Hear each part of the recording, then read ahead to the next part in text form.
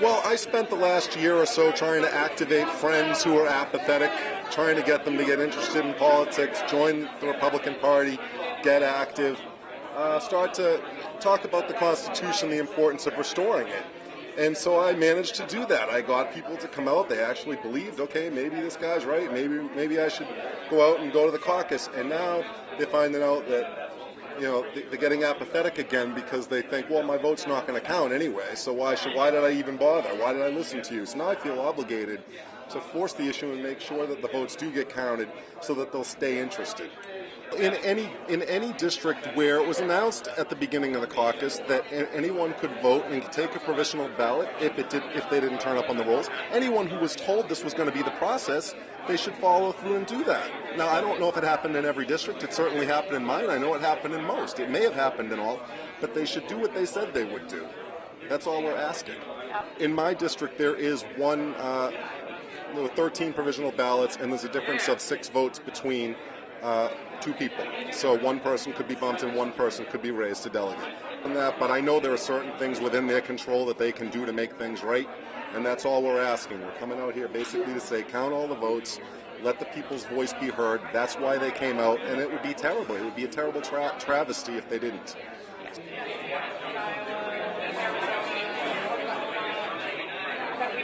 Well, it's very simple, really. There's some of the outcome of the district caucuses on April 28th hangs in the balance based on provisional ballots that were cast and may or may not be counted for the actual outcome of the election. We're saying count all the votes.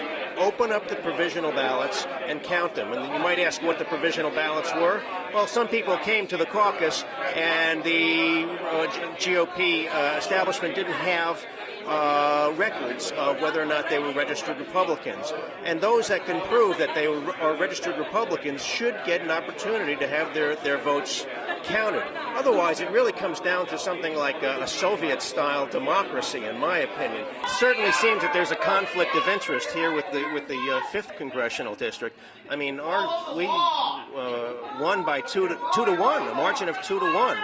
And it just seems to be a coincidence that Mitt Romney's from the 5th district. I'm sure it's just a coincidence, right? But and there are other conflicts of interest too. The legal counsel for the Allocation Committee, Mr. DeVito, was running as a delegate in one of the races. So this is a conflict of interest. This needs to be addressed. We need to have arguments, waged in a fair hearing, and not just have a kangaroo court. The Republican Party like Ted Kennedy's party. Why would you run the Republican Party like the Ba'ath Party of Saddam Hussein or Bashar al-Assad? We know for a fact that there are a number of folks that we have signed affidavits from supporters of the Liberty slate that would definitely impact our election. I think it's very difficult for it to be a fair process, and I think Vin DeVito should recuse himself from making any decision, seeing as how he would be directly impacted in any decision that he makes. Along with Ed McGrath, who's a committee chairman, he also ran as a delegate, and any decisions that he makes here are going to impact his future as a delegate.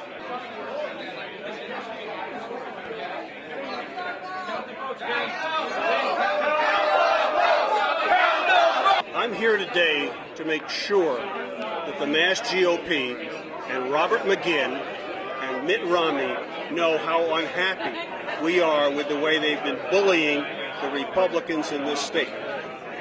The result of their work, and several chairmen before McGinn, is that we're down to 11%. Tonight, they're demonstrating why the voters no longer trust Republicans in this state. I'm here to make sure that they understand that they probably got the power to screw over this party.